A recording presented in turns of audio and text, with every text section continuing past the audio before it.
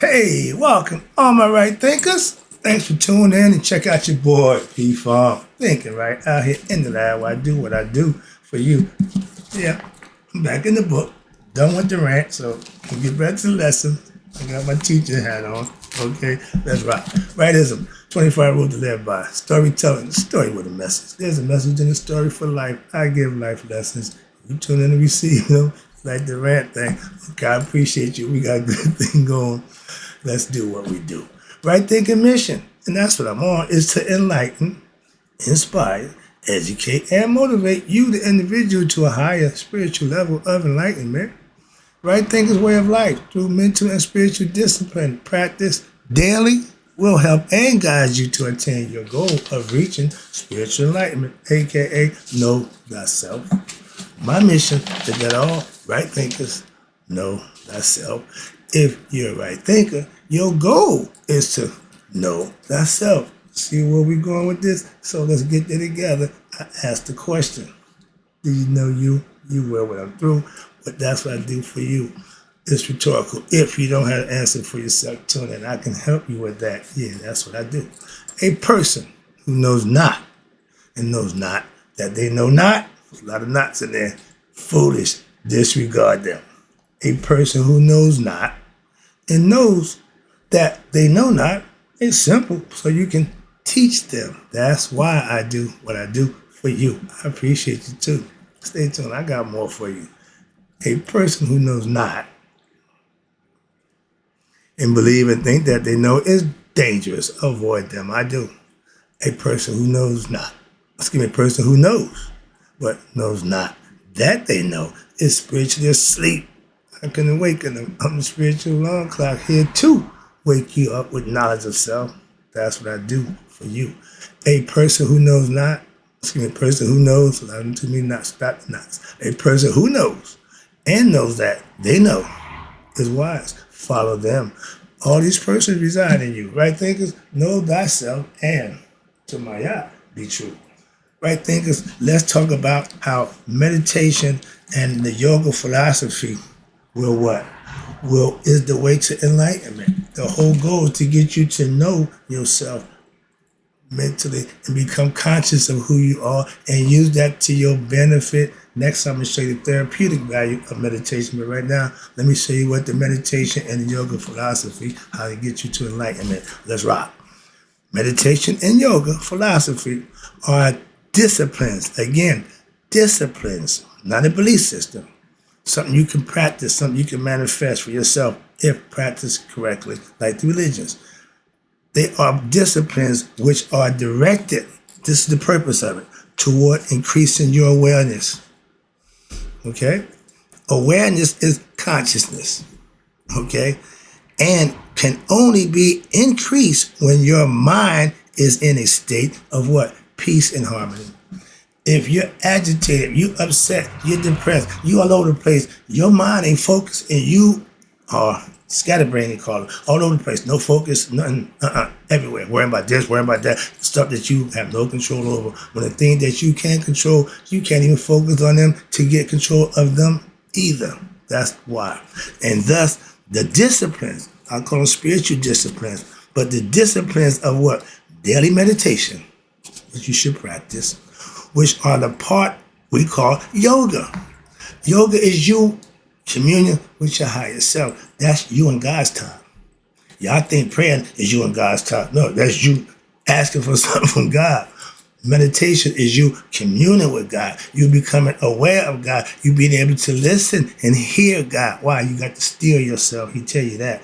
But meditation are the what? The primary means of gaining control of the mind and allowing what you, the individual, to now mature psychologically as well as spiritually. You have to grow in thought and understanding. You have to gain knowledge by studying to show yourself approved. And then you have to implement what you study and what you learn to show, yeah, this works. You can't tell a Christian or Muslim or Jew who follow their faith to the letter of the law that it don't work, because they do. All know that, okay, again. But psychological growth, meaning you're learning. Excuse me, I'm a teacher. Learning is important. Not what you want to know. Learn what you need to know. Psychological growth is what? Promoted. Why? Because when the mind is brought under control, your intellect becomes what? Clear. And psychological complexes such as anxiety and other delusions, drama, which have what in effect, even in the ordinary people, can be what? Cleared up. You can stop doing the things that's causing you the problem by your own choice. Control of your mind and the promotion of internal harmony. You see me doing this. That means when I get excited, I calm it down, push it back down where it need to be, down here in the gut where I'm comfortable, where it need to be, where it don't affect how I feel and what I think. Down here, I can just maintain. That's why you have to be able to find your quiet place for yourself to find peace within yourself, not outside you. Okay, that's what's important. And it's all about internal harmony. That allows you, the meditator, to what? To integrate your personality and to resolve what? All your hidden issues of the present or even your childhood past lives. Deal with them. They call it the dark side. They call it the right side of thinking. Your brain has left and right. Most people use left. Why? That's all the compassion, emotion. Yeah, but you need logic and reasoning. That's the right side. That's what you need to get in touch with your higher self. It's on the right hemisphere of the brain. That's why I tell you, use them both, and you would know that. If you just using one side, you're a one-sided thinker. You're a wrong thinker, not a right thinker. But when you learn to meditate, you'll be able to what? Balance out your thought process so it's always on point. So there's no mistaking. Well, I thought, no, you did what you're supposed to do. Just pass the test. Pro, con, good, bad. If it don't pass the test that you do when you make your decision, you should make the decision. A judge can't make a decision and say, wait a minute, I felt. No, you got to know what you're doing. That's all. Now, when your mind has been brought under control through daily practice of meditation, righteous and virtuous lifestyle, following spiritual disciplines, and holding yourself accountable to do the right thing, what happened? The expansion of your consciousness now leads to what? The discovery that one's own individual consciousness, your higher self, is not the total experience of consciousness. What do you mean? Through the correct practice, daily meditation, right thinking philosophy, you, the individual, your consciousness and your awareness is now expands to the point where there is a discovery that what? One is more than just the individual. It's more than just your ego self, the I, the it, who you identify with. You are spiritual beings. You got to raise your conscious level to realize that. That's the concept of knowing thyself. But now you have a state of what? Excuse me. Yes. Okay. You have a state of automatic consciousness. From the last lesson, I told you what that's about. Now it becomes what? Less, reduced in the favor of what? Experiences of the present and increasing levels of what? Continued awareness. I tell you what we call daydreaming. You're driving sometime and you start thinking about something. I drive to music to keep me sharp, to keep me aware because I'm focused, but I'm also enjoying the music. So I'm doing two things at once. Some people can't walk and chew gum. They can just do one thing. If you can't walk and chew gum, figure out one, the best what you can do, and you do that. And when you want to do the other one, you start to do that. But if you can't do them both simultaneously, it takes practice. It ain't no big deal. Okay. But if you can't, you should realize that. So, you the individual. Now you have a state of automatic awareness, meaning you daydream a lot. You go into thought mode and forget what the hell you're doing. I call it going to sleep at the wheel sometimes. But in other words, there is now a noticeable decrease in what? You're daydreaming. Falling asleep at the wheel, so to speak, while you're doing something. All of a sudden, went to sleep. Okay, mentally. You done checked out. But it's a decrease in those moments as well as what? As the episodes of what? Carrying out the activities and forgetting oneself in the time, but you're doing it until what? Then you finished up. Like driving, for example. I use that example all the time. Your mind probably predestined where you're going. So it's already locked in. But now you start drifting, and you start getting a little, whatever. And again, the automatic keep you going. That's the difference. But also, watch this. There is a reduced level of what? Loss awareness of you doing that. When you get more conscious, the more awake you get, the more conscious you are of what yourself when during your sleepless and your dreamless sleep states also.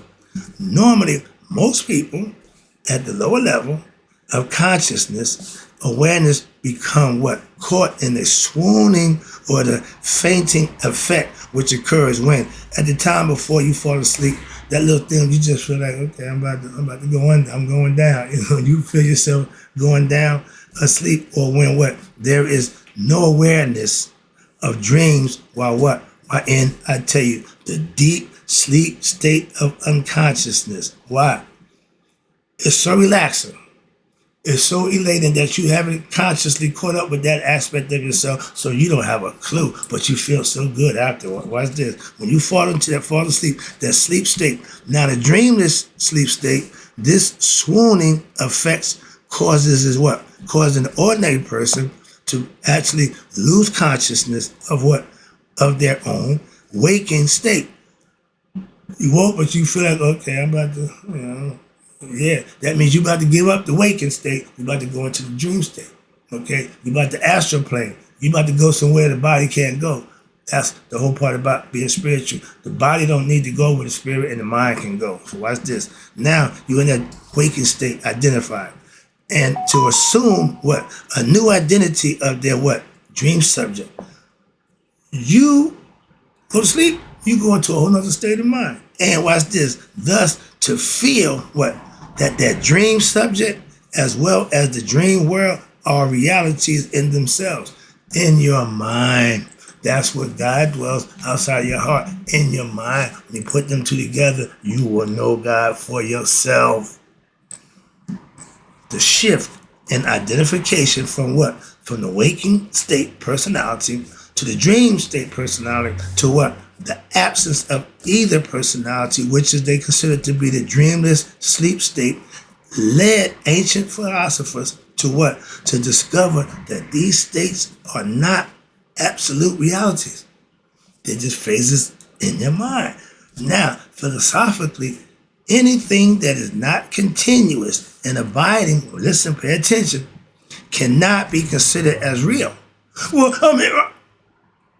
ignorance. Instead of listening, paying attention, and learning, you want to challenge what's being said to you. That's not learning. A lot of ignorant people do that, so they'll never learn the lessons you're trying to get them. Why? They're too busy trying to compete and try to find fault in the lessons when all they got to do is learn and listen. But only, watch this, only what exists and does not change in all periods of time, that's truth, can be what you consider is real. Your higher self is the real self, the absolute, okay, the all. But nothing in this physical world of human experience qualifies as what? As real according to this test. I'm trying to explain it to you. Hope you understand it. Nature, the human body, everything has what? A beginning. If you're born, nature, you're going to die. That means you have an end. The spirit was never born. It don't die. It just multiply, reincarnate, and move on. So therefore, understand this. Anything in this physical world, there are not absolutely real. But don't give me no buts. I don't even do but. Ain't no but in this lesson of teaching. There is no buts. They appear to be real.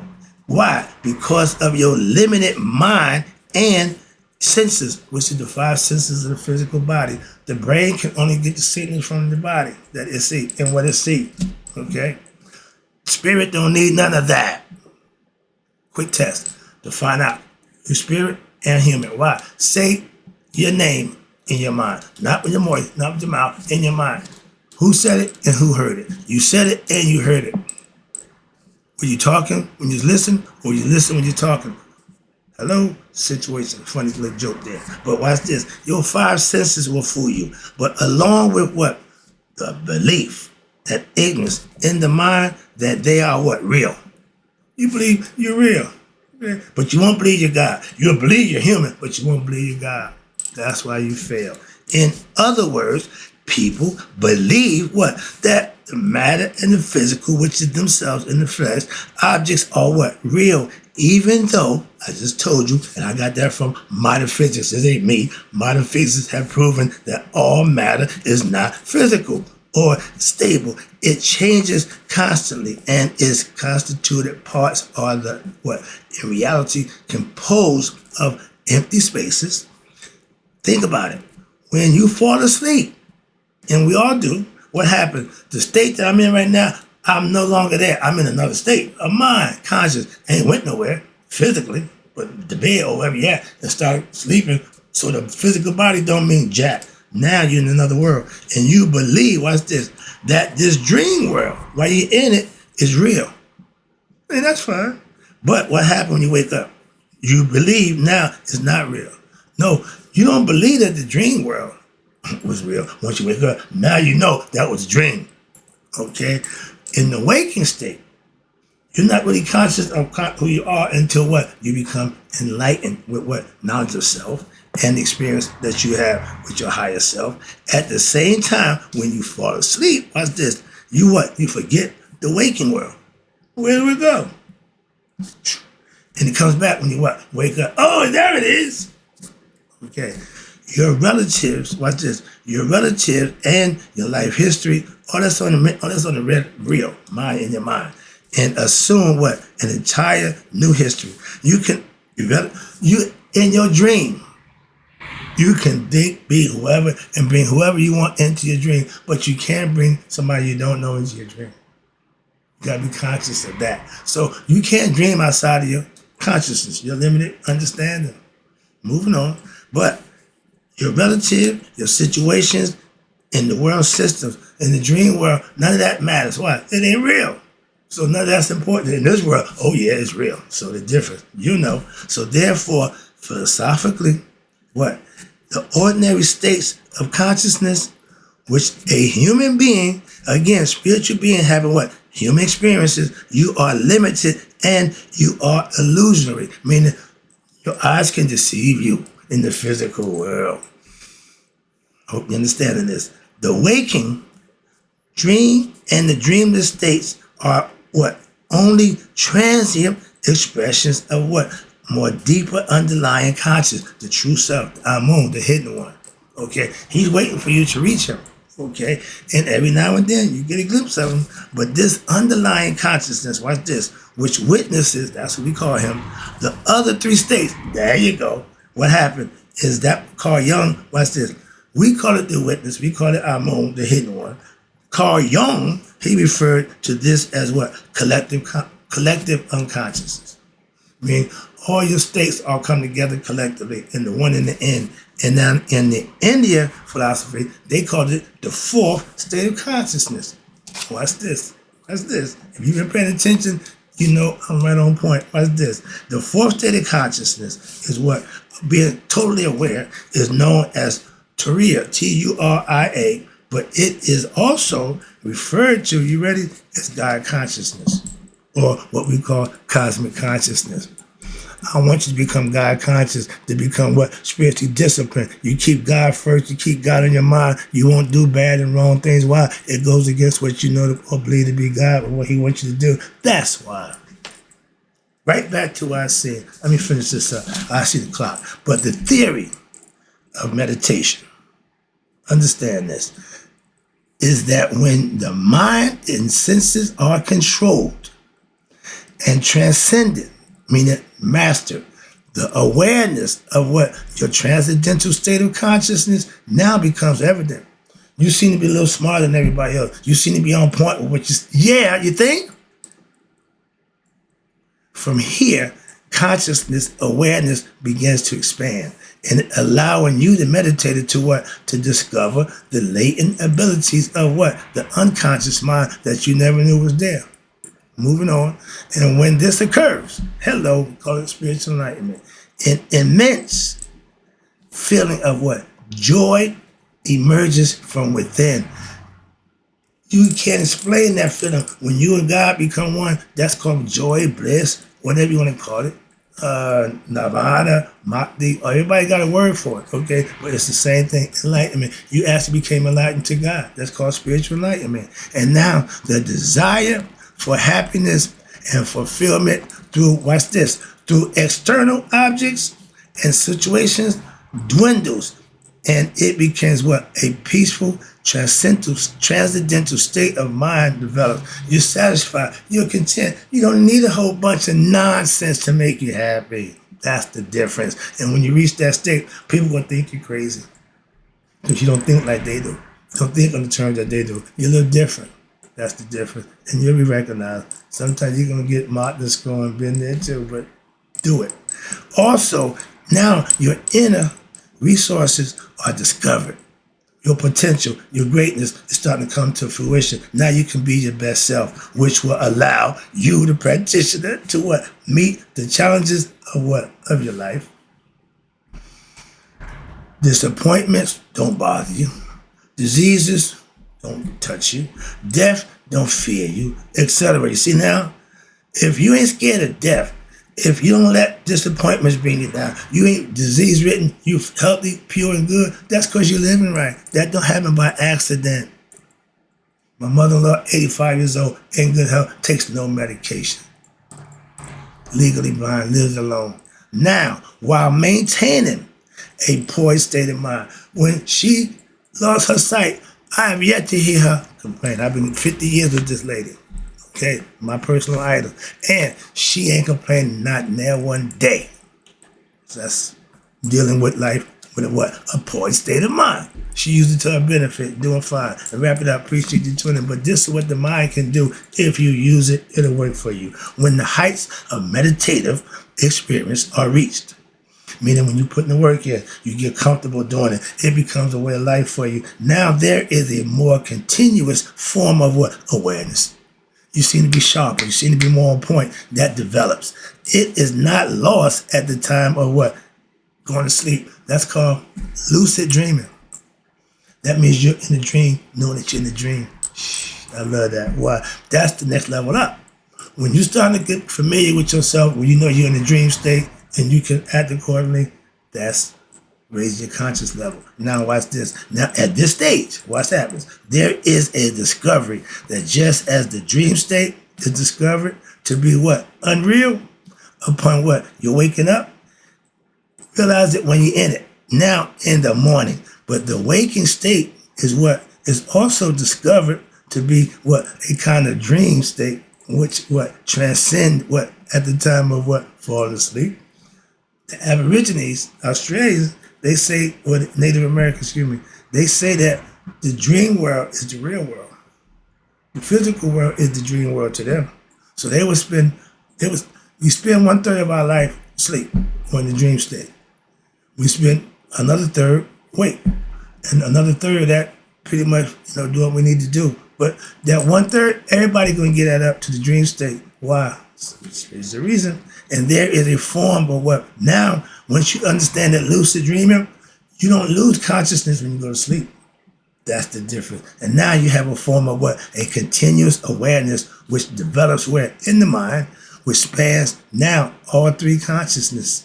And now becomes what? The witness. That's Amon. That's who you're trying to get to. I love this. And to them, watch now, instead of a subject bound by them, that means master oneself. Don't be one, okay, and walk around in a belief state. Get gnosis, okay? Raise your conscious level to know thyself. Further, wrapping it up, taking it home.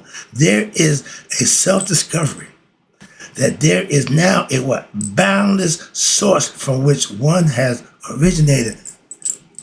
Yeah, and to which one is now inexorably linked. When you meditate, you know without a shadow of a doubt, you communing with a higher entity within yourself. That's God. If you ain't meditating, you ain't met God yet. Okay, God is a state of mind that you got raised to meet Him. He's your unconscious casual mode. Now, in this self-discovery, again, everything is self. This self-discovery brings what? Immense peace, again, and joy, wherein what? the worldly desires now vanish in the mind, and there is only absolute contentment in one's heart. That's a beautiful state to be in. When I'm in church, when I'm here in the world, I'm in that environment, I cry like a baby. Why? I don't know. See, that's ecstasy. That's joy. Those are tears of joy. I ain't mad. I ain't upset. I ain't hurt. Those are tearful joy. So I let them go. Let it go. And when you at this level, what's this? We call it nihas. This level of experience that every individual have to have for him or herself. You can't share that. I can't. No, it don't work that way. Can't give it to you. Can't share it with you. You got to get it for yourself. And this experience is what the Buddhists, watch this, call mindfulness. You became conscious. Same thing. However, the history of mindfulness, meditation, it also goes back to a time where ancient Egypt, as well as see in the following section, watch this. In India, you have the highest level of consciousness wherein automatic consciousness takes over, where it eradicates and there is what? A continuous awareness, one that's called Sakshin Buddhi. Always conscious, always on point. I tell you, when I'm on my grind, I'm on my bike and my grind. Once I wake up, it's grind time. I'm on mine. Now, that's all day. That's what I'm trying to show you. They're saying the same thing. Now, from the Vedanta and the yoga philosophy, what happens? The teachings of what? The witness and consciousness is found even greater expressions where? And when practiced in the Buddha philosophy, the Buddhist meditation, what happened? The Buddha, or your what? Your higher intellect is what they call the source of the word Buddha. Meaning what? Meaning one who has attained wakefulness at the level of their highest intellect. In Egypt, we call it nihas. That's the pin dropper right there. I want you to reach nihas for yourself. Why? That way you know thyself and you know you and God are one. That's my goal. That's my mission. And I'm on it when? Daily. And in closing, right thinkers, may you all live to be 100, me, 100 miles a day. So I never know that my right thinkers have passed away, but now I'm about to get into the therapeutic value of meditation. Well, we rolling.